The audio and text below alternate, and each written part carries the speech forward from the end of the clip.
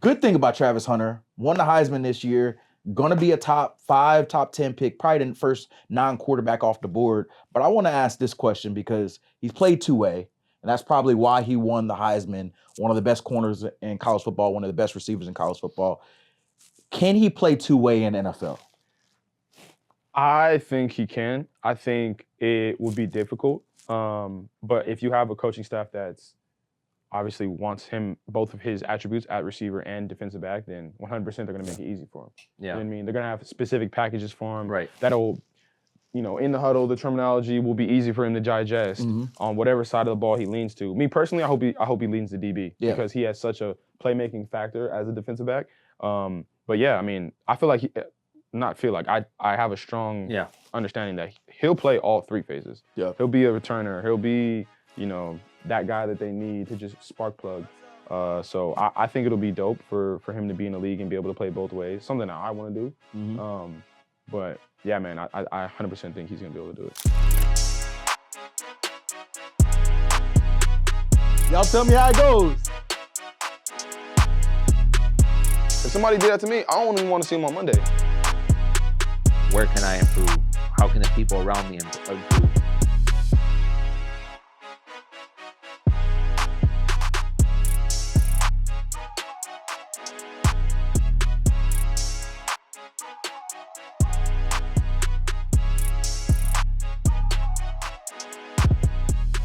Welcome back, episode 10 of Breaking House Rules. I'm your host, Jevon Holland, along with Cam, Dre.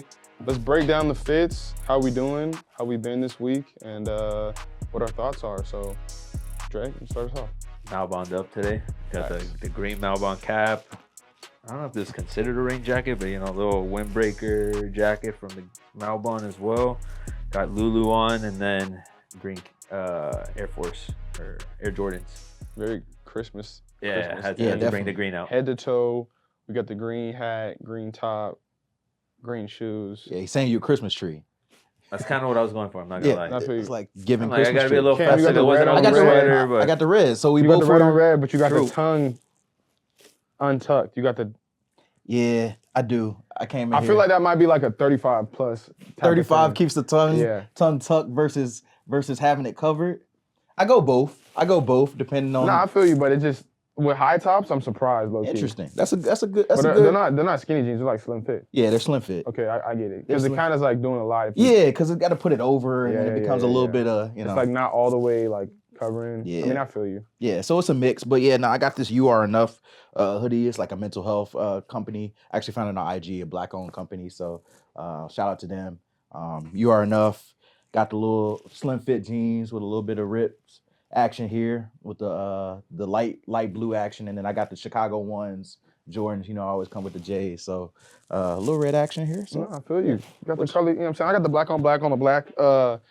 The unhidden emotion. Shout out Jared Dokes. Shout out to homie. I had to put the with the shirt too. okay, Gotta go tap that's in. clean. That's clean. Yeah, let me go ahead and give you a full preview. Just give me a second.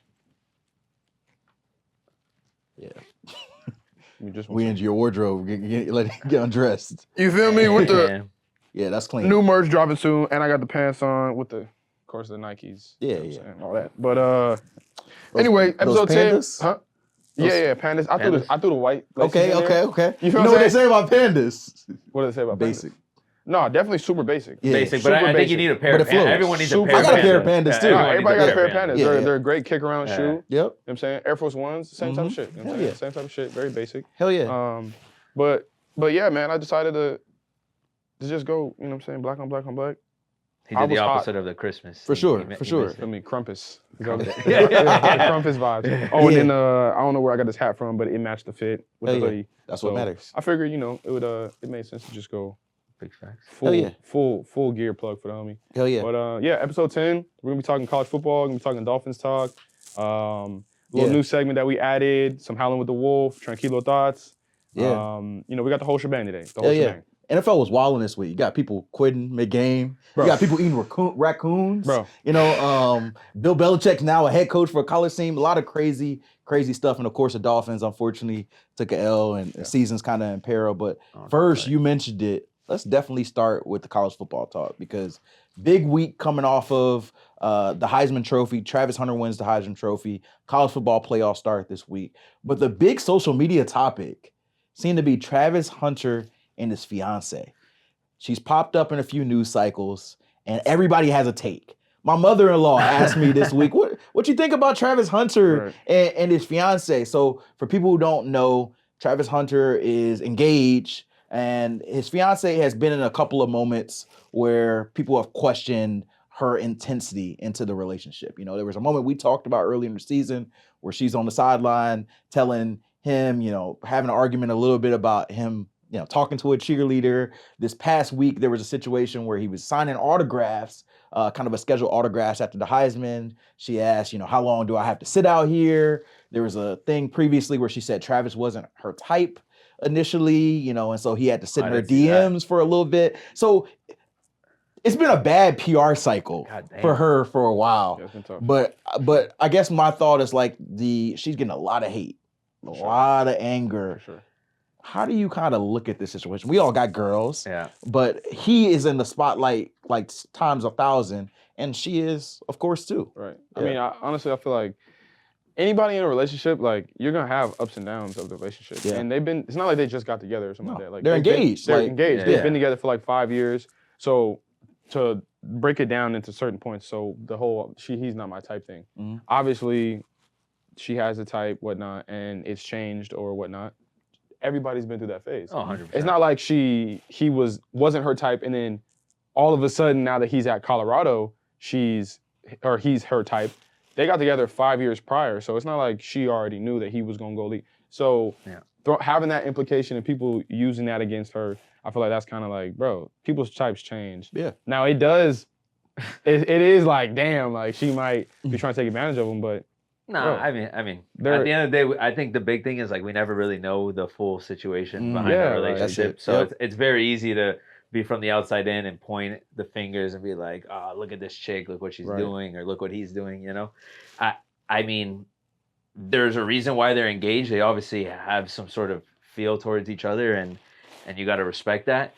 I will say this, like, there has been some like negative PR towards her, and it's like, in those moments, though, right? Because I try to put myself in those shoes. Like, shit, if I just won the Heisman Trophy, like, it would be all about me in that moment. Yeah, like, it's just one day. It's one moment. I just worked my ass off all year, and I just won the Heisman Trophy. I'm my first, defensive guy to win it, and I don't know how many years. So, like, just let him have that day. You know, if you're complaining about the fact that he's taking too many pictures, like, I would be heated at my girl about the fact, like, really, you're gonna take this moment away from me right now when I just busted my ass, and not to take anything away from her. Yeah, it might suck to have to sit there and do, but it's like, dude, give the guy a day. Like, this is his day. So that's where I'm like, strange. Yeah, I mean, I also think that even that is like, there's a lack of information about what was going on. Because when I seen the video of her sitting on the couch, I presume we're talking about, and he was taking pictures with some fans. Right.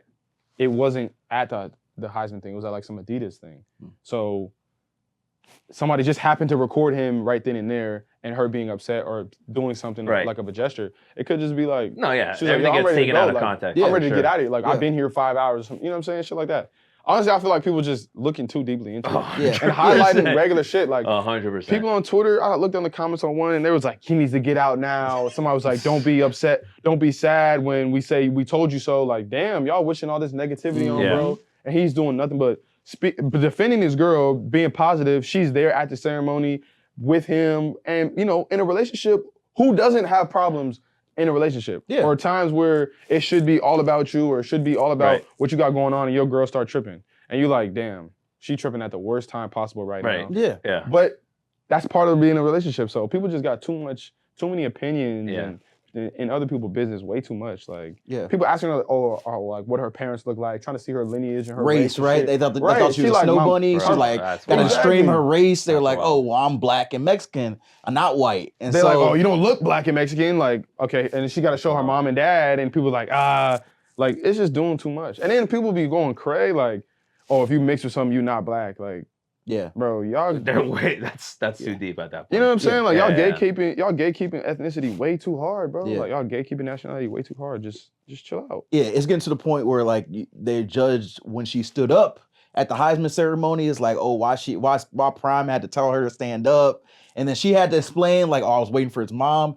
It just seems like it's over the top. Now, I get it to an extent of this. Like, Travis is a very nice dude. Sounds like he doesn't drink, he doesn't smoke, he doesn't party. Right. And so I think the world is trying to take care of him, you know, because he's young. She's older than him. I get it. I think it comes from good intentions, like from publicly, and it's just got out of control. And like I said earlier, I just think she's had a bad PR run. Like if I was advising her, I might just say, hey man, like let's chill out. She's older than him. I don't know the exact age. Maybe like she's probably so young as hell. Yeah, imagine having to deal with this for the first time too. Like she's learning the ropes of like being with a celebrity essentially at this point. Exactly. And so, like I said, I think there's a thought of like, hey, this guy is going to be a top 5 pick in the draft. He's going to make a crap ton of money. And it's like, dang, is this the girl for him? That's not our job to judge. That's like, exactly. That's not your position to even be in. Like, you're not supposed to. You're not in the position to tell, hey, don't be with that girl because this, that. Just because you're looking outside in. There was some shit about her, about him driving her and her friends to a party, and her like, oh, he's sitting outside waiting for us to finish the party, and then and then we're gonna leave. Sounds like he's the designated driver.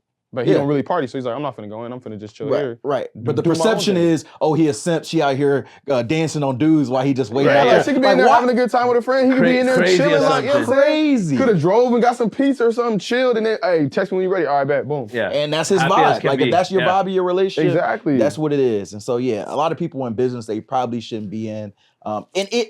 If he is making a mistake, let him make that mistake, bro. Him learn. Let him live it, bro. God forbid he reading all the shit online, jump the gun, break up with her, whatever, and then now he in a place where he missing her, depressed. Shit in people's ears that you don't need to hear.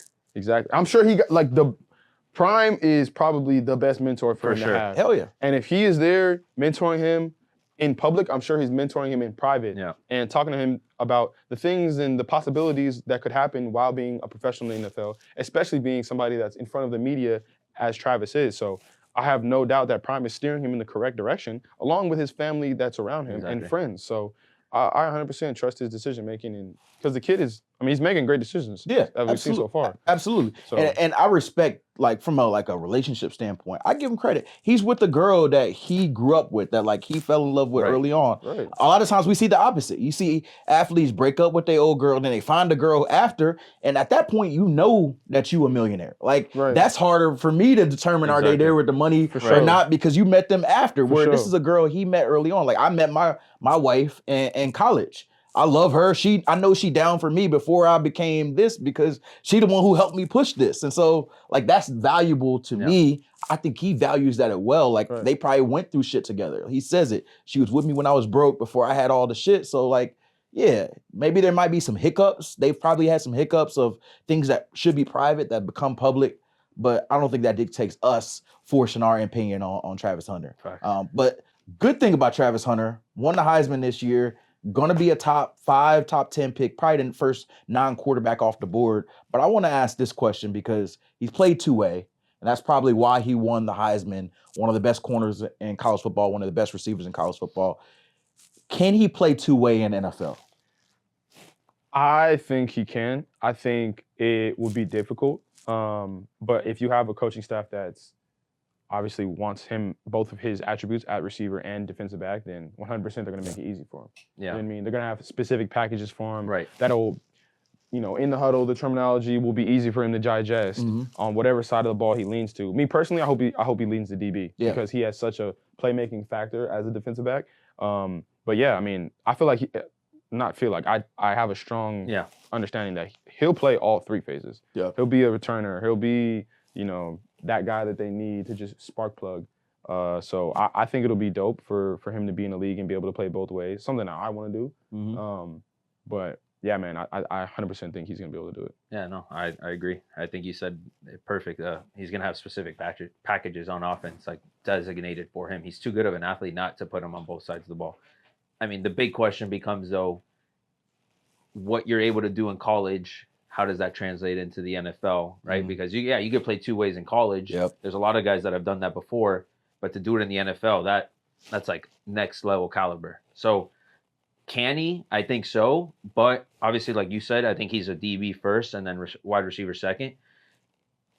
I say you give him a chance at receiver, and then, if it doesn't pan out, you still have a stud at DB there. So I mean, for rookie year, I'm sure he'll be all over the field. I was gonna ask, what version of two-way do you think it would be? Would it be mainly receiver and he comes in on as a corner to cover somebody, which seems kind of odd because you would almost have more value bringing in a player from the defense to the offense that has a dynamic ability on offense, rather than having an offensive player go to defense and cover somebody when, on the team it could be like, well, we have professional DBs as well to cover. So I think it would be it would have more value from him to go from being a main DB to then go a featured on offense. It'll definitely be that way. Yeah. I talked to some NFL personnel people about Hunter. They mostly see him as a corner. Yeah. Because you got to look at it this way. What is the rarity that you're bringing here? Correct. Like he's probably going to run 4.5, 4.4, low 4.5, right? There's a lot of receivers that run that or faster, not as many DBs. True. And there's also a rarity, like you know this, Vaughn.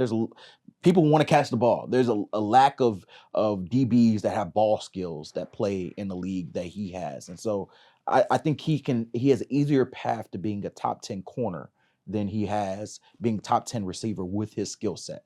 And so I think he can be very elite at corner, and talking to people in the league, that's where they see him first. And then maybe it's a sub package. Maybe it's, hey, we get 6, 8, 10 plays for you on a given Sunday to play receiver. But I think it probably would be difficult, in my view, for him to be 100% two-way player like he is in college. Yeah, exactly. Like, not mention the stamina, just the knowledge of it. So I think that you're going to see him get drafted as a cornerback and offensive weapon, where maybe he's taking some end arounds or taking some screens or taking some returner routes. But I guess, Vaughn, and this is the last question I think we'll have on Hunter here, the mental aspect of it is what I think about, because college football is different than NFL. Like, you were a receiver, right, and a returner in high school, and also played DB. You get to college, it's a more influx of knowledge. Then you get to NFL, it's even more. And so my assumption, wherever he lands, is he's going to have to learn DB, where it may not be time for him to learn another 30 routes at receiver. Well, I will say every place is different, obviously, especially with the complexity of the defense/offense. I think his ability to keep in mind, this is a 4.0 student at Colorado. Smart. Right? So he's very smart, very smart individual. I'm sure his football IQ is extremely high, and it'll only rise with the level of coaching and the division that he's gonna be in. So he'll grow with the atmosphere he's in, and understanding defense and understanding the complexity of that will be one part of it, and then being able to separate that complexity from offense. So defense and offense terminology doesn't mix. I think that'll probably be the most difficult part about it, especially if they have words that are similar. That's probably gonna be hard. That would be hard for me. Right. You know what I mean? Yeah. An offense, a word meaning something, and having to think about it in a different mindset. Yeah. How do you switch that in the same game? For sure. Exactly. And you're right. He's smart. I don't want to put him in a box, but I want to take you back to your rookie year. Like, what do you remember that transition like for you when you got that playbook for the first time, and maybe like the comprehending all that you need to know to play your position? Well, first, like when I was in college and I was, making calls and whatnot, I was at nickel and I didn't really have to know the front, or I didn't really have to know the linebacker's job. But when I got to the league, I was under flow. And so in his defense, the safeties have to communicate based on formation, based on alignment, based on personnel, based on, areas of the field, situationally, third down, first down, whatnot. So I had to learn all that shit. And it made me grow up fast. I mean, it was maybe 3 days after the draft, they had me on Zoom meetings with GA, my DB coach at the time. Yeah, Gerald Alexander. Yep. And I was, on Zoom meetings every day, 2-3 hours, learning the terminology, learning the route concepts, so I could speak their language, so that I understood what they were talking about and they understood what I was talking about. For real. So that I could, be up on the same time as everybody else. Yeah. So that for me was a lot, and I could understand playbooks in college. Like I got them quick, and I had a process to go about that, and so I had to apply the same process when I was in the league, but like times 5, because it was a lot more information, it was a lot more weight on my plate, but it made me put more time into it, because I knew that I had to be on my shit, because they was gonna ask me questions when I'm in the meeting, and I don't want to look like a dumbass in front of my teammates. Hell yeah. And I wanted to make sure my coaches know that they can trust me with the role. So it was a lot. 100%. It's a lot. It's a big step. And I think, anybody who goes from college to the NFL can say the same thing. And I think Travis is going to realize that it's a big step, but I think that, he's equipped to make that for sure. 100%. For sure. And speaking of college football playoff ends this week, and we'll end our college football talk here. Or big Oregon Duck right here. Y'all get the weekend off, number 1 team in the country. Let's go Ducks, undefeated, you know what I'm saying? So, but this weekend, college football playoff starts. And I guess my thought is, favorites, obviously, you got Oregon, who's a key favorite, and some of the teams that have buys are key favorites. You got teams 5 through 12 this weekend. Is there a team that you guys look and say, hey, somebody playing this weekend can be sort of the sleeper to win it all, get to the title? What team sticks out to y'all? I say Arizona State, dark horse. Okay. Their running back, I was watching, the homies were in town 2 weeks ago, and I was watching their running back. He's a beast. Yeah, Cam Scatterbo. He's a beast, bro. Yeah. He's a beast. He's It's a monster. crazy. You could tell they were doing everything in their power to tackle that guy, and he's just shaking them all. He's like Peyton Hillis. like nothing. Yeah. He's a beast. Yeah. He's a beast. Huge. Yeah. I say Arizona State. What about you, Dre? I hate to make this pick, but I really think Clemson, I think, can make a run. If you look at their lineup of who they got, I want to buy into Texas. I'm a huge Texas fan, but they don't look like they're playing great right now. And then they play Arizona State in the second round. I think Arizona State could definitely win that game. But when you have a guy like Dabo at the head, who's just been there, he knows how to win these games. You saw it late in the season. I think they can make a run in the playoffs as well, just based off their path. If they had a couple other teams like a Georgia or an Oregon earlier in the playoffs, then maybe not so much. But just based off of their path, I think, and their expertise in this situation, I think they can make a run. Yeah. What about you? For me, I look at 2 teams, right? Like I look at Tennessee. I think Tennessee's got a really good defense. Their edge rushers, James Pierce is going to be a first-round pick. When they get after you, they can really get their hands on the quarterback. Nico, who's their starting quarterback, is really young, but when he's hot, that offense is rolling. They play Ohio State in Ohio State, but they travel well. Their team travels well. I think they'll have that stadium right. And the way Ohio State's had some struggles on offense, I think that their pass rush could get after them and take over that game. Now, if they do win, they got to run into Oregon. Right. Yeah, that's a guarantee. That's a guarantee. Which the path is not ideal for them, right. but I think they, like in a short playoff spirit, if they get hot, they could certainly take over. Path-wise, Notre Dame jumps out to me. Like their defenses play really well under Marcus Freeman. Yep. Their cornerbacks have been elite, and I think they could play really good ball, get on a run, and make their way to the You look at that whole side of the bracket, though, right? It's Indiana, Notre Dame, Georgia, Boise State, SMU, Penn State.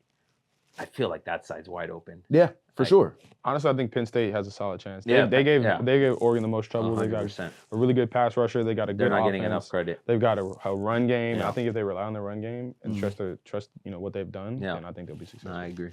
Yeah. Moving on, man. There's been a lot of great football played from quarterbacks this year. A lot of great football played from running backs this year. 3 that stick out to me: Josh Allen, Lamar Jackson, and Saquon Barkley. Yeah, NFL MVP. Let's talk the MVP debate, man. What are we thinking? I hate to Dre, say kick it as us off. a Dolphin fan, but what Josh Allen is doing is actually insane. Yeah. It's 12 touchdowns in 2 games. Mhm. Like, come on. Yeah, it's pretty unreal. It's ridiculous. Didn't he has a One receiving- was a receiving 2 weeks ago, then a rushing. Yeah. Yeah, and then this week he ran for another 3, threw for another 3. He even had one called back that he did the Dr. Pepper Push, toss. yeah. Like what he's doing is out of control, and teams know what they need to do to stop him, and you can't stop him. It's 45 the week before, another 48, I think this week. They're playing at a high level, and that's with the fact that when you look at it in the beginning of the year, they regressed, right? Yes, yeah. They were like, oh, they lost a ton of weapons. How are they gonna be able to replicate what they've been able to do? And Josh Allen is showing that he is the MVP because he is the most valuable guy on that team, and he's the most valuable guy on the field every single week because of what he's able to do. I mean, obviously, not to take anything away from Lamar and not to take anything from Saquon, right? What Saquon's doing is unreal too, and Lamar's having a phenomenal year. But I feel like they're here, and then Josh Allen is just here with his level of play right now. So we've seen quarterbacks with, rosters of receivers that don't have a very prominent a prominent name on there. Right? So he had Diggs, early in his career, and he was very successful with him. But then now he doesn't really have Diggs. He doesn't really have that. Okay, this is a big time name. We've seen quarterbacks like Tom Brady. We've seen quarterbacks like Patrick Mahomes have the same type of atmosphere on their team with with a receiver that's not as good or a receiving core that doesn't have the high paid guy. if Josh Allen could take his team and win a Super Bowl, does his name get put up there with the Tom Brady's and the Patrick Mahomes? I think so. The Super Bowl changes things for people, right? Just look at this era. Patrick Mahomes is really the only elite quarterback in this era that has won a Super Bowl. Right. Like even the guys who have won Super Bowls outside of him, wouldn't necessarily put them in the elite run. Burrow got to the Super Bowl but didn't win it. Josh has fallen short. Lamar has fallen short. And so those are the core four of our generation. Pat's the only one who's won it. So if Josh won it, that would elevate him. And I compare his career a lot to Peyton Manning. They're different styles of quarterback, but Peyton early in his career, they used to call him the greatest regular season quarterback to ever play. Great in the regular season, didn't quite win in the playoffs until he did.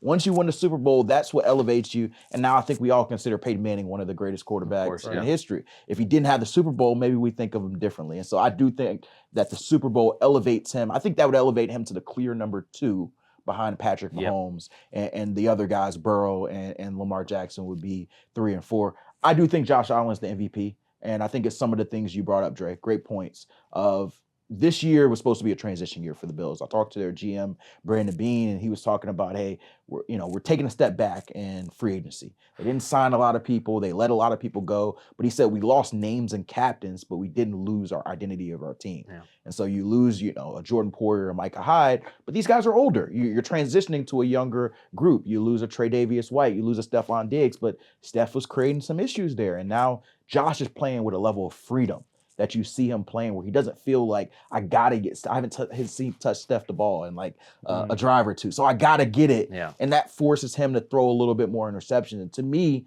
that's the biggest part of Josh's season. I know everybody gets consumed with the yards or the throwing a touchdown pass to himself or running around. But like the thing about Josh had always been like the Jekyll and Hyde. He can throw for 400 yards, but he can also throw 3 interceptions. Right. And the 3 interceptions sometimes burns him. This year, he's not turning the ball over. Yeah, he's making smarter decisions. He's taking less hits. That, to me, is what takes him over at MVP. Lamar Jackson's lost a couple of games that I think they should have won that took it out. But I will say this. This is the one caveat I'll have for Josh winning the award. If Saquon Barkley breaks Eric Dickerson's record, I think that's something historic.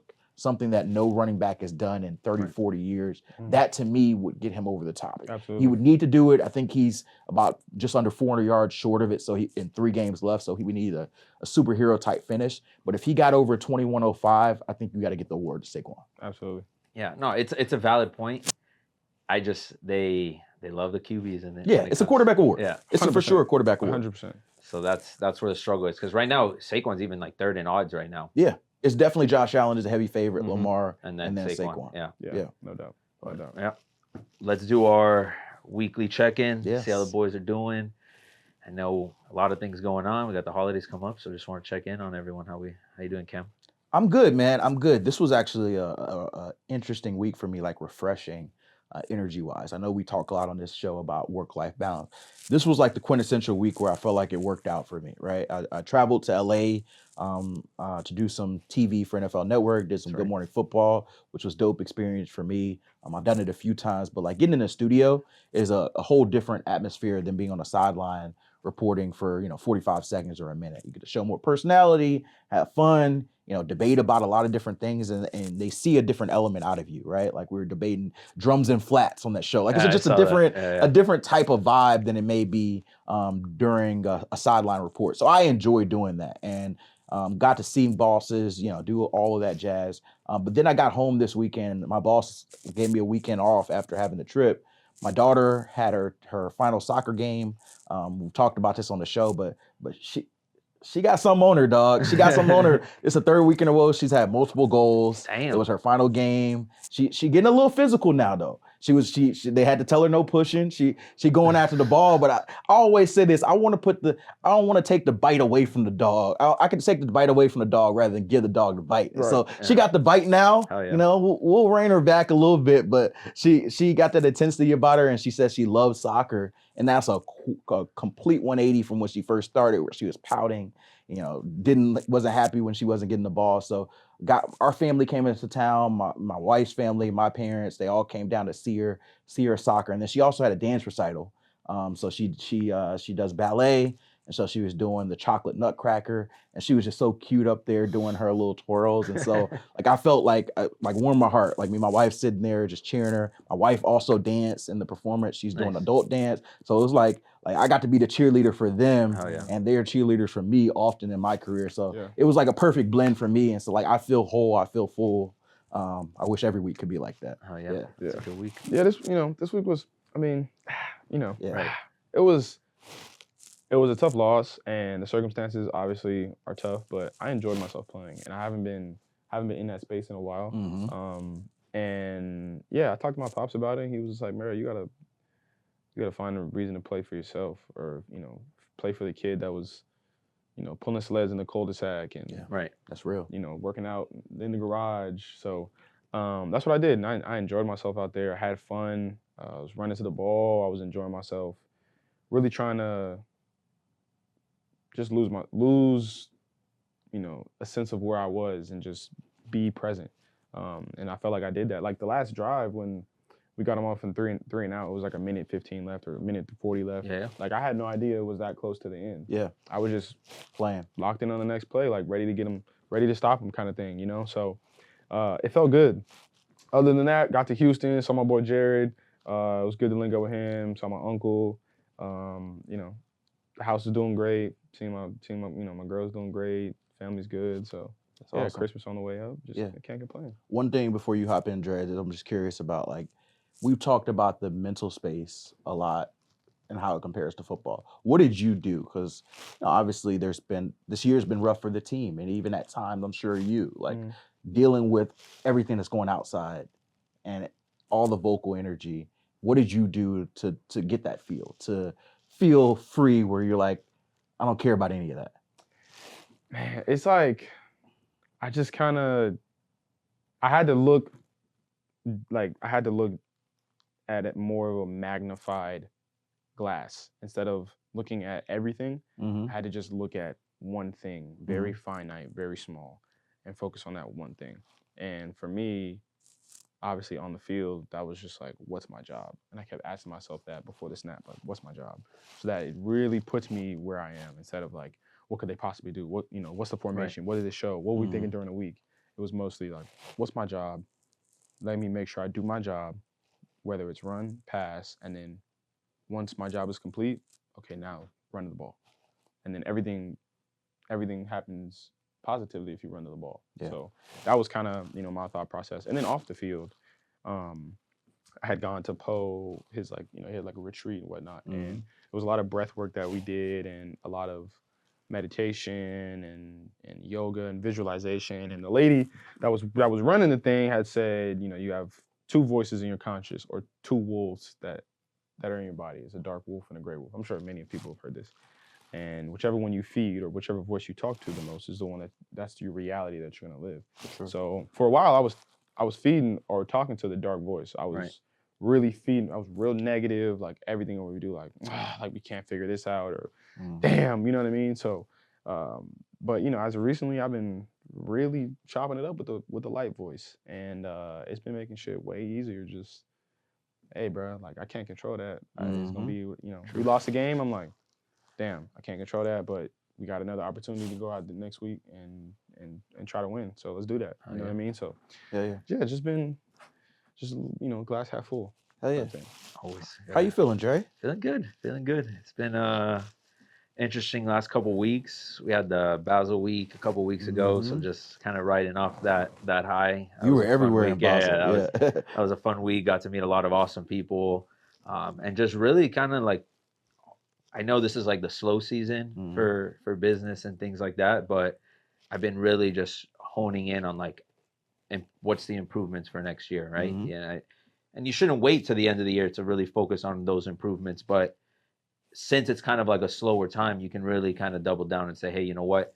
Where can I improve? How can the people around me improve, right? And just really continue to elevate. I think that's, I don't know if we've done this before. I know we've had like our themes or our words, but going into 2025, like my mood and my word is like elevate, right? I love that. How do I continue to elevate? How do I continue to improve in every facet of my life? Relationships, personal, health and wellness, business, everything. So just really been using these last couple days and last couple weeks to hone in on trying to become a better person, and that's where my head's at. I'm excited. I'm happy to be around family. Yeah. Got a lot of travel lined up for the beginning of next year, which I'm excited about. So it's that motivational factor that keeps you going. Nice, bro. Hell yeah, elevate. I love that. Yeah. Love that. Yeah. A lot of golf in the off season. A lot of golf. Yes, sir. Yeah, elevate the game. Yeah. All right, so I said earlier that we was gonna have this new segment, so I decided to, we chopped it up, put it together, decided to call it "Y'all Tripping." What? Bro, what are you talking about, man? Okay, let's get into it. So this past weekend, 49ers linebacker Devondre Campbell told the team in the third quarter, he's like, yo, I'm fucking done. I don't know what y'all got going on, but I ain't playing. He said, I ain't gonna be here. So, Magic Johnson voice. So let's talk about it. Bro just decided, yo, I'm cool, bro. Yeah. Just what? It's a young man's game, man. Yeah, it ain't for me. Ain't for me. He just walked off the field. Hey, y'all tell me how it goes. So a bunch of players, George Kittle was like, I hope, he doesn't want to, play with an individual like that. Head coach is saying that. He just said, yo, he's not trying to play. What are your thoughts, Cam? Whew. I think he quit. And we've used the word quit a lot, right? Because quit has been a phrase this season. But this is actually quitting to me. Like, you're in the middle of a game. Your team needs you. One of your linebackers had got hurt. Dre Greenlaw came back, got hurt. You're the next man up, and you're like, I'm out. So, like, you're literally hurting the team with your decision here, like, of not playing. Yep. I'll say this. I don't know where his mental space is. We talked about mental health. Right. Maybe he's going through something, and I'll give him space in that respect. But you got to make that decision before the game. Yeah. That's got to be something that if you're not feeling it, that's a Wednesday decision. Yeah. That's an off-season decision. That's not in the middle of the game with your team trying to fight for a playoff spot. And I thought his teammates gave some of the harshest comments I've heard in a long time, but they were warranted. Yeah. Like, Vaughn, you've been in the locker room. There's a certain brotherhood. There's a certain respect. Look, everybody's not going to play great. Some people are going to miss tackles. Mm-hmm. Some people are going to miss assignments. Some guys may not, their injuries may prevent them from running full speed or whatever. Yeah. But to not choose to be out there, I think that's one of the cardinal sins of football, of doing that. And we've seen this a couple times. Deontay Johnson for the Ravens, at one point, he wasn't happy with his play time. He decided to tell them, nah, I'm not going into the game. They suspended him. And so for Campbell, they suspended him 3 games for the rest of the season, which I think was interesting because, like, a lot of the speculation on social media was like, oh, well, he wants to go to a different team. Right. So naturally you quit, they cut you. Now you get to pick your team. Right. And it's sort of like a release, like a freedom, and he gets what he wants. So the 49ers essentially were like, nah, we're not about to give you what you want. Yep. We're going to make sure you don't get your salary for the next few weeks. You're going to be out for the rest of the regular season. This is not going unpunished. And so I thought it was something that was handled correctly by the 49ers. And I want to hear an explanation because I don't know what one could be that this is okay. Yeah, I just think bro needed to, like, keep it G. Like, bro, if you're not going, don't want to play, just tell them after the game. Right. Yeah. Like, you gotta, you know what I'm saying? You gotta worry about your cheese, bro. Like, now you're 3 weeks out of pay. You're 3 game checks out of pay. Reputation, like, That's exactly. on the Like, line. he could have kept it to himself, told him on the side, like, he could have won the game, did whatever you're doing. All right, game ended. Yeah. Then after the game, like, request to be released. Yeah. Because then at that point, okay, hey, they're just releasing this guy. Things weren't working out. Right. He goes to somewhere else. But now you're not missing money. Your reputation is still intact. But now you got to deal with the repercussions of that. So season ends. After that, now they're, hey, look, we need a linebacker. Let's go holla at Devondre. And they're like, nah, bro, gonna quit on you if you're not doing what you want. You feel what I'm saying? So I think that it could have been handled well on his part. I think that the league and the 49ers did handle it well on their part by keeping him and suspending him because, like, that's inexcusable. Like, I'm done. You know what I'm saying? And a lot of people had the same mindset with Antonio Brown, how he just walked off the field in the middle of the game. That's what it felt like. Later on, things came out that, things was kind of, both sides were kind of acting trippy. So, it makes sense. But at the same time, back to Devondre's point, like, fam, you can't just walk out on your teammates like that. Like, those are your boys. You with them all season. You know what I'm saying? If somebody did that to me, I don't even want to see them on Monday. Yeah. Like, don't even come back type shit. Just keep them on the side. Suspend them, cut them. I don't really give a fuck. Just don't be on the team no more because I don't want you in the locker room. That shit's just going to be poisonous. So, yeah, man. That's real. And to your point, this is going to be his legacy. He's had a good career. Like, he's a vet. Yeah. You start to think about your career 10 years down the line. Oh, you the guy who quit in the middle of the game? Yep. Everything you've done is going to come down to that moment. Right. I'm sure he wasn't in that space, but, like, that's something he's got to live with. His teammates are obviously upset at the moment. Of course. At some point, they'll get past it and continue on with he got to live with that for the next 10, 20 years, that people are going to view you first as the man who quit on his team in the middle of the game. Yeah. No, it's flaw. I mean, I don't got anything out there, but yeah, I agree. What else you tripping on, bro? Man, Panthers wide receiver Xavier Legette was on a podcast, in the last, a couple of weeks, and he said for Thanksgiving he eats raccoon. Coon, he's a coon eater. I don't even think it's just Thanksgiving. I think he's a regular eater. Just a regular. Yeah. But the way he said it was like, my cousin called me, man. Yeah. My cousin called me and said they don't fried up some coon, man. You hit the voice really good. I'm not one to eat raccoon. I never had it. I've had alligator. That's probably the most exotic thing I've had. Yeah. Have either of you tried coon before? I'm you're from Mississippi, so you might have. The thing with coon, though, don't they have rabies and shit? Like, So How he does that said work? they skin them, they clean them. Yeah, skin can you clean. clean rabies? Is rabies in the muscle or meat of the? That's a good question. I'm not. I think too sure. I know they can bite you. Right, and then translate, but Right. if you So eat it, when you're dead, does that mean the rabies dies? I don't know. What are we talking about? Let us know in the comments for those animal lovers. Yeah, I don't really know how that works. I don't know. Can rabies be transferred through meat? Is that I don't know. I would That's a good assume question. no, because people wouldn't eat it. Like, crazy thing Tuesday comes out, Jerry Jones says, I like raccoon too. Oh, and so yeah. it's not just like Jerry's from the South, but it's not like just a what do you call it? A bracket, like a money bracket thing. Cause like the reality is I am from Mississippi. We have eaten a lot of things because you just don't got money. Right. And you figure out how to make food with what the food you got. Right. I could definitely understand he's from deep South Carolina, deep South. You growing up. You eat a lot of different things. Jerry Jones has been a billionaire for a long time, and so he eating raccoon. Right. He eating squirrel. Eating squirrel. I've eaten squirrel. Really? What's it What like? it taste like? It's like Like the basic chicken. Yeah. Everything tastes like chicken. Everything tastes like everything. So I'll say this, and I'm curious, like if y'all have eaten some other wild stuff. Being from Mississippi, growing up, chitlins was that food for me, which is pig intestines. It stinks the whole house up. Whole house. I remember being in Crystal Springs, Mississippi. My great grandparents, like I'm telling you, country, like so much that like your Wi-Fi goes out when you go into the roads. We used to walk bare feet around the gravel roads. All the streets in the neighborhood had our family name on it. Like this is Singleton Street. This is Jackson. Everybody on the street from that name. That's country, and we ate chitlins. I will not touch them now, but I understood at that time you gotta that's do what what we you gotta ate. do. Right. Yeah. So I understand that's maybe his culture in that time. You're never gonna catch me eating any raccoon. Raccoon, nah. Yeah, my great grandmother, she's from Virginia. Her house in Virginia, back roads, similar to where you from. When you go to the grocery store, you gotta tell all the neighbors, I'm going to the grocery store about 30 minutes down the road. Yeah, y'all need some? You know what I'm saying? Yeah. So yeah, my mom made chitlins when we were young one time, and the only time I remember ever being anywhere near chitlins is that time, and it stunk up the whole house, all of Christmas. And I think my great grandmother was flying because she was at the time 92. She ended up passing away when she was 96. God rest her soul, Gaga. But I mean, dude, like the whole house, like it's bad. Yeah, I'll never. And then, throw some hot sauce. No, I can't get past the smell. No. You can't put enough sauce to take that away. You can't. The smell is too much. Yeah. So I've had chitlins before. I'll never have them again. Yeah. The craziest thing I've eaten is probably alligator, and it was good. It was fried alligator. It was in Key Largo. It was pretty good. Oh damn! I was gonna ask you if you've been in the Keys. You've been in the Keys, right? Yeah, I've been in the Keys. Yeah, I've been to So Key I thought West Key and Largo Key was gonna Largo. be like actual beach. I got that, and it was just like rocks and gravel. It's all rocks. I and drove gravel. back the same day. I drove, I drove down there, had a hotel. I'm like, all right, it's gonna be cool. It's a cool little weekend to myself, whatever. Nah, but you didn't do the Keys right. I said, I go to. I'm like, where the beach at? They're like, what are you talking about? We'll show you the Keys. I'll show you. Bro, I drove back the same day. I was, bro, fuck this little. I'm not doing that. What else you tripping about, bro?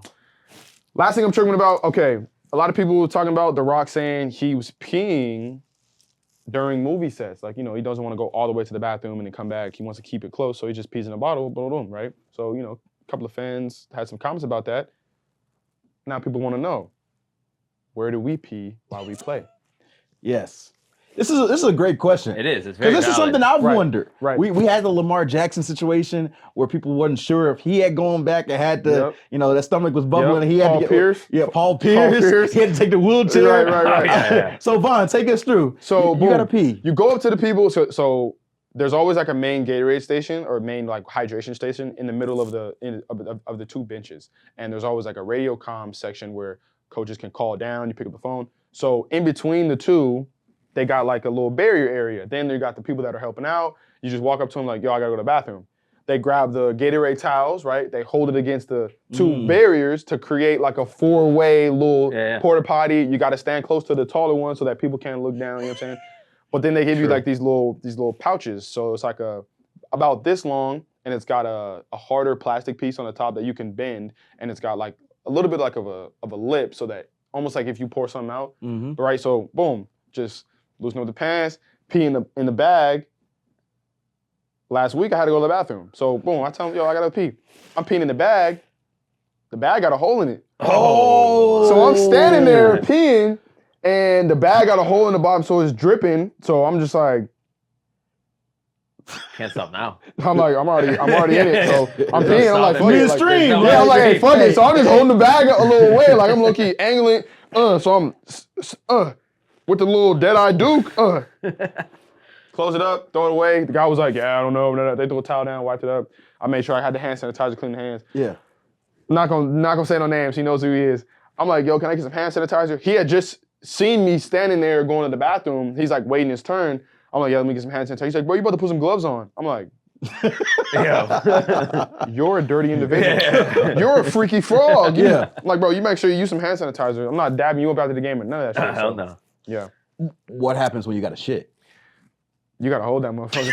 Hold it. I ain't gonna lie. One time I was in the middle of the game. I had to shit bad. It was right before halftime. Yeah. And it was like a couple seconds left. It was the Cleveland game. Yeah. And I had got like a shoulder, not a shoulder pointer, like AC joint sprain because I was going to make a tackle and I got pushed in the back. And I had to shit. When I got pushed in the back, I hit my shoulder and I like clenched up and I, kid you not, almost shit myself. Like I was so close. This was in 22.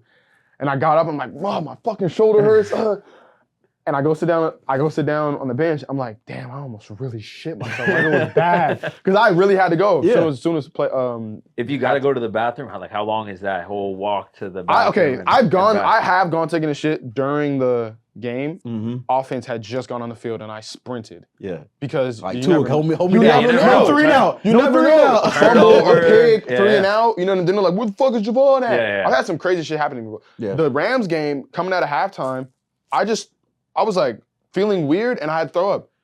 Before the Rams game, before the halftime coming out, Elijah was in the first play out of halftime. Yeah. Because I was in the locker room just throwing up. Wow. Yeah. It was like, I don't know what happened. I didn't eat enough or I was just drinking too much fluid, but I started throwing up. And I was throwing up low-key a lot. Like I threw up like 4 or 5 times. Damn. And then one of our strength staff came back and was like, you're still in here? I'm like, yeah. I'm just sitting at the exit with a garbage can in front of me. And they're like, bro, are you good? Like, I'm like, yeah, I just gotta throw up. Throwing up again. And then Swede, our EQ guy, was like, do you need me to like tell him? I'm like, I'll be out there in a second. Throw up again. And after the last one, I was like, oh, I'm good. Grab my helmet, swig of water. And then the play had just ended. Ran straight out there. I'm like, Lige, you're good. Oh, shit. Bro, it was crazy. That mouthpiece was rough though. Nah. They got like candy and stuff on the sideline, so I'll make sure I get some mints and stuff. Like, It was, bro. got that throw up breath. It was crazy. It was crazy, bro. It was crazy. All right, let's get to the next. It's not a tripping segment, but I gotta hear it. What's one thing you got put on that you secretly love or is a guilty pleasure now? So I'll take this. My wife put me on Grey's Anatomy, which I would have never felt like I would have ever watched. Yeah. And we deep into season 9. I get excited about watching it every night. You know, like it's one of her like feel good shows, and so I watch it for her. And like she's like, hey, you gonna like it? And at first I was kind of like hate watching it the first season. Yeah. Like, hey man, we gonna put on something real. And now I'm like, hey, so what's happening with Meredith? Like, why we not doing that? Like Christina, like why she do that? Like, come on now, they killed.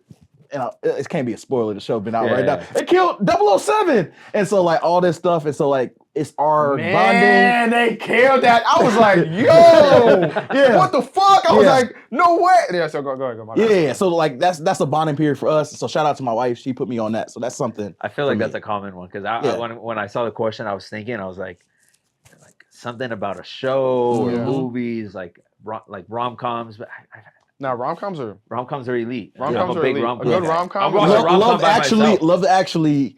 Top tier. Right. Top I'll tier watch a rom-com by myself. For sure. Yeah, I did it the other day. For me, Amanda put me on Bob's Burgers. Like I've seen it and I never really watched it for real. Yeah. But like Bob's Burgers, growing up, we weren't really allowed to watch Family Guy just because my parents were like, not really fucking with it. Yeah. And watching it now,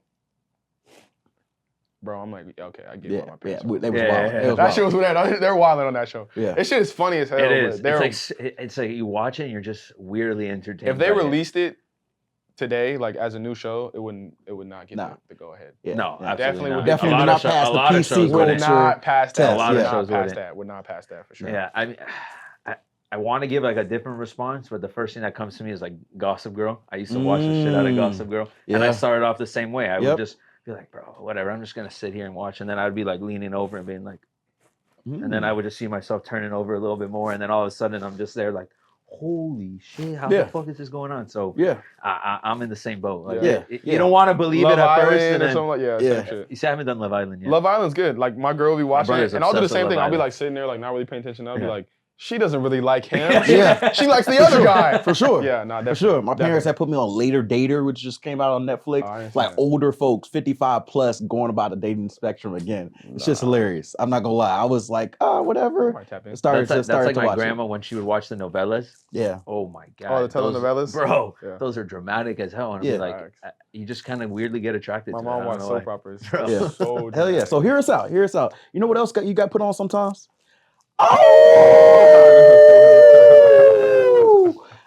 Y'all hit it this time. Good shit. I was ready. Let's run through Howling with the Wolf a little bit here. We towards the end of our show. Obviously, these are things that I'm howling about this week. First thing, Bill Belichick now is the head coach at the University of North Carolina. This had been buzzing for a few weeks, a few days. People thought it was leverage for an NFL job.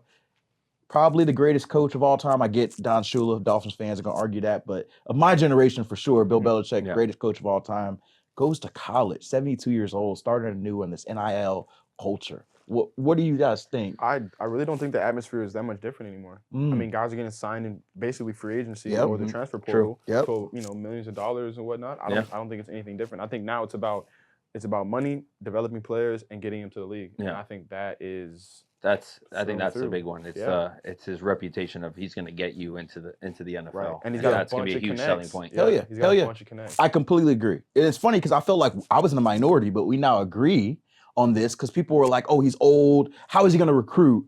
And they bring it up like his personality. Like you got to kiss the baby a little bit. You got to. I think that's a relevant topic though because obviously Belichick's hard nosed. Like how is that going to translate into college? I think that kind of gets pushed under the rug a little bit just because he's the GOAT over the last 20 years in the NFL, and he's got the best reputation there. Like you said, the connects. I think some of that stuff of him being a little tough is the people aren't gonna care because it's like this guy's gonna get me in the league. Yeah, but I mean, like look at the Nick Saban. Like, would you rather be liked or respected? Yeah, that's real. You know what I'm saying? Yeah, everybody respects the fuck out of Nick Saban. Yep. Belichick, I see in the same sense. True. He's gonna go to UNC. He's gonna be well respected amongst everybody. Yep. And he's going to be a coach that knows ball and that's going to get you not only to the league but in a position to be a high performer in the league based on his level of knowledge of the game. Yeah. So I think he'll do wonders for college players, just giving them the knowledge to be able to go out there and perform through all phases of football. Yeah, and he's close friends with Nick Saban. I'm sure they're sharing some stories. I think NIL will actually be a benefit for him. It's like free agency. It's just like NFL free agency. Yeah. He's already got a 4-star quarterback coming in. Essentially like, hey, what do you want? You want money? You want to get to the league? Give you money. Now they got a big NIL budget. And who else to get you back to the league better than me with my contacts? Yeah. And so I actually love it. I think he's going to be good at it. And I think he will create something different, which is a big thing in college football. Okay, everybody's giving money. What separates you? I got the greatest coach of all time here. How else can you compete with that if you want to get to the league? Yeah. Real quick, I want to add something there. it's not Belichick, but it's something that Norvell did also. Did you see that he gave up $4 million of his salary into the NIL fund? Yeah, I thought that was something interesting as well. That's been a big wave of like coaches giving back to it because now the universities have to contribute to the giving of the players, which I think is a good thing as well. And so, big thing for Belichick, can he delegate? It sounds like he's already hiring a GM, an OC. I thought he did too much at the end of his time. Maybe he got fired because he was a GM, bad, like struggling at GM, and it ruined his head coach chances as well. Yeah. If he's just the coach, I think he'll be excellent there. So, second thing, Coach Teddy B. Hell yeah. Former teammate of yours, Vaughn. Teddy Bridgewater took a Miami Northwestern squad that had a losing record last year, took them to a state championship in his first year. And he did it his way, man. You see him dancing in the streets of Dade afterwards, doing his little Teddy dance, you know. The neighborhood hope dealer. He's always been a guy bringing hope back to Miami. That brings up the U-Haul every offseason, giving toys to the community, now giving back in his way. And he's wanted to be a coach for a while, and he gets to go back to his alma mater and win that way. I can't imagine what he's feeling right now. One of the better stories I've heard over the last month or so. Trying to feed his community. Nah, but I think it's dope, man. Teddy Two Gloves is one of the best teammates I've had. Super knowledgeable, down to earth dude. So him being successful as a coach, doesn't surprise me. And at the same time, I've seen him tweet something or put something up on Instagram that he has an opportunity to come back to the league and play again. So hopefully I see him back in the league doing this thing. But man, super proud of you, man. Congratulations. Like that's a hell of an accomplishment, especially your first year as head coach. Take that team to state. Hell yeah. Awesome. Great. Last thing I'm howling on. So I went to the Usher concert last night. Usher's in town. Your girl, your lady went with you? you? With Bree.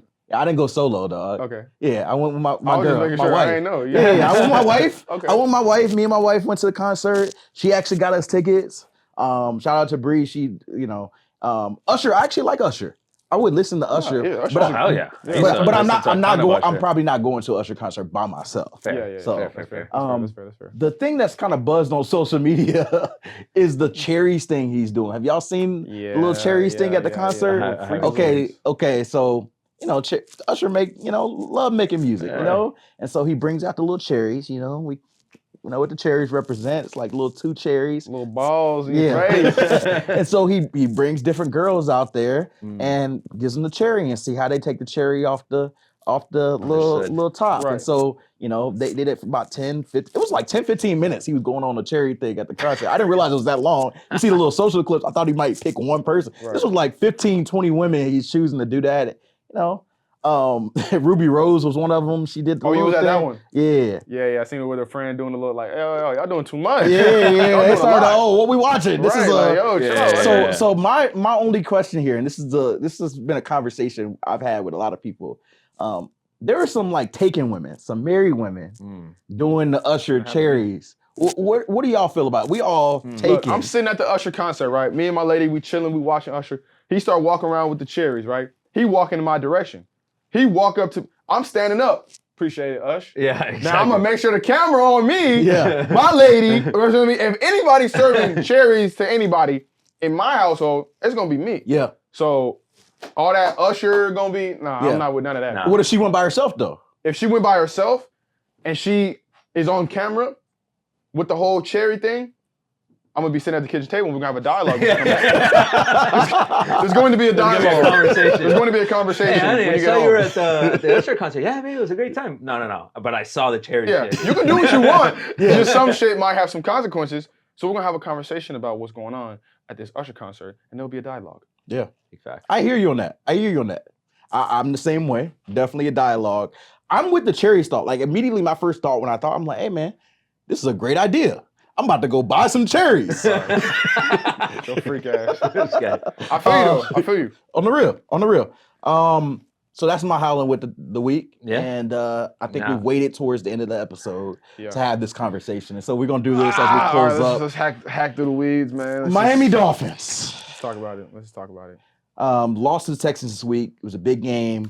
We having the hopium was flowing. If they went out, decent chance to make the playoffs. They lose that game. And honestly, Vaughn, defense played well. Played great.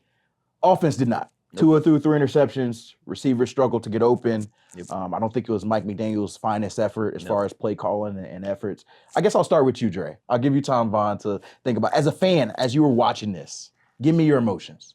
I mean, it was just, here we go again. Yeah. Can't win in December, can't win in January, can't win on the road, can't be a good team.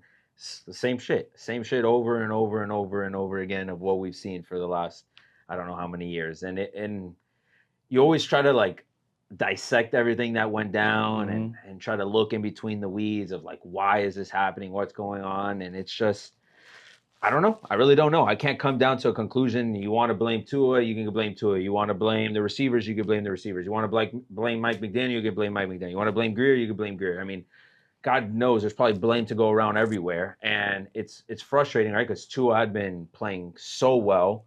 And he has a poor performance, right? And I think some of it is not completely his fault, just based off of maybe certain routes, the way they were run, just bad breaks. Obviously, we were down 3 tackles, which that does not help the cause at all. And I don't think enough people talked about that. Not to take anything away from the guys that were on the field, but when you just don't have your guys and you lose some of your depth there too, I'm sure that's in Tua's head. He's like, I got to get the ball out quicker. I mean, even in the beginning of the game, he was going through his reads and just nobody was open. And then it was check down. It was a boring ass game to watch. I honestly, I didn't even watch the fourth quarter. I didn't want to. I was like, I was cooking a pig in the backyard, like getting ready for Noche Buena, and I purposely scheduled it on Sunday because if the game went that way, I had a distraction to get away from it. And that's what I did. I didn't watch. I could hear enough. I could hear reactions to say, what was good, what was bad, but it's the worst, right? Because everything just gets louder in these moments, and I hate listening into it, and it doesn't do good for the mental. So I don't partake in it. Yeah. What we think of Man, look, like for me, my job as a defender is to get the ball back to the offense. So defense played that great. That's all I was focused on. You know what I mean? I wasn't really tripping off what was going on. Like we had some weird change of possessions, sudden change situations that I was like, you know what, fuck it, we just got to go out there and get a stop. Yeah. They got the ball in the 10-yard line again or something like that. Like fuck it, we got to go. Holding the 3 points. And so that was my mindset. There were opportunities for us to, capitalize on defense that we needed to get some turnovers that we needed to because we really needed it. Yeah. But it's a team sport. So when defense isn't playing well, we need offense to finish the game. When offense isn't playing well, we need defense to finish the game. We need special teams to help us on both sides. Yeah. So it's tough. It's a tough situation. It was a tough game for the offense. It was a tough game for special teams, but defense played well. Yeah. And I'm not worried about like what the fuck is this guy doing? He needs to do his job. I'm worried about my job and how I can improve so that when we do have opportunities to take the ball back and to change the momentum, that we can take that opportunity. So yeah, man, I'm doing nothing but speaking confidence into the offense and into special teams because that's all I can do. That's all I should do as a teammate. And I trust my teammates, and I trust that they'll bounce back even harder this week, just like we did in the games that we had difficulty in.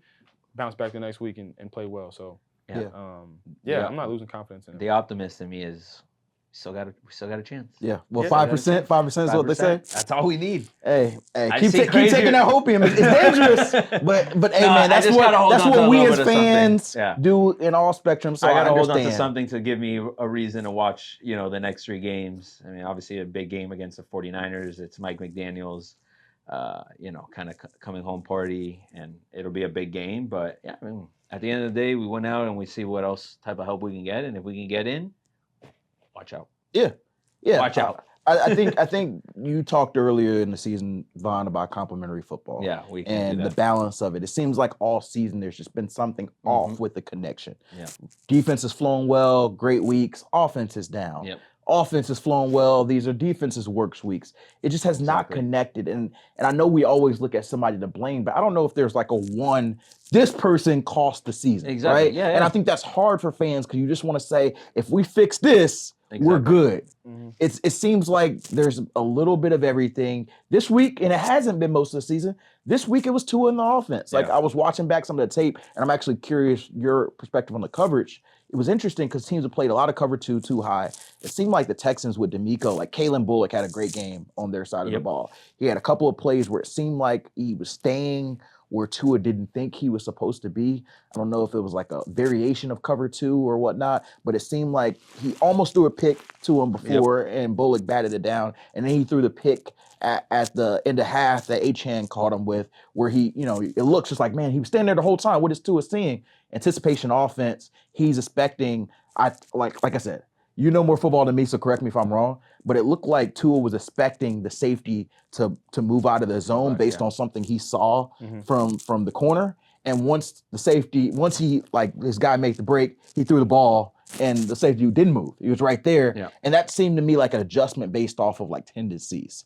And, that's something that's you start to see a lot of the same thing, and you start to have tendencies on the team. You catch up. So I thought the Texans, DeMeco Ryan had a great plan, but I'm curious your thoughts on just kind of what you saw from that. It looks like they were playing cover 2, and that instead of a linebacker being a middle run through player, it was just the Kalen Bullock, the safety. Yeah. And so it kind of gives a disguise of, okay, he's standing in the middle. Maybe they're dropping into cover 3, or maybe they're dropping into a cover 2, and he's gonna shoot high, and they're trying to show a single high. But no, he's just sitting right there. Yeah. And so we run a lot of those in breakers and whatnot, and a lot of it is timing. So when you look like you're going to be somewhere pre-snap, and then the quarterback has to look down to grab the ball, and once he gets the ball in his hands, he looks up.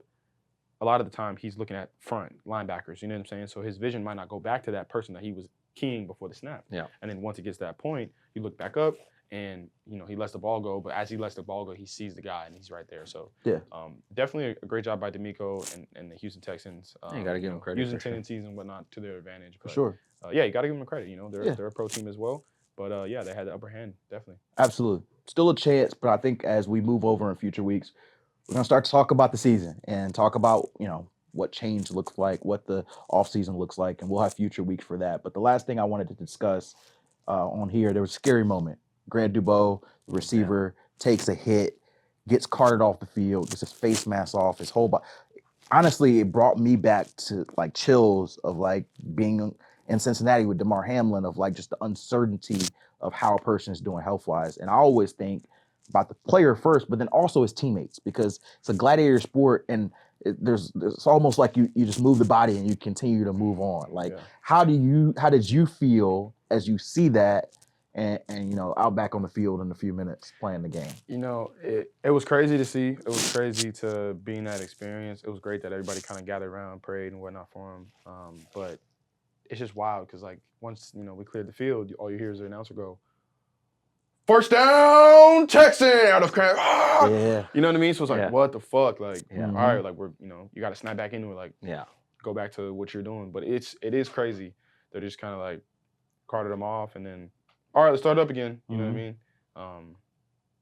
It's like probably the most wild part about playing football. Yeah. And at any given moment, something like that could happen, and it's gotta shake you up. Yeah.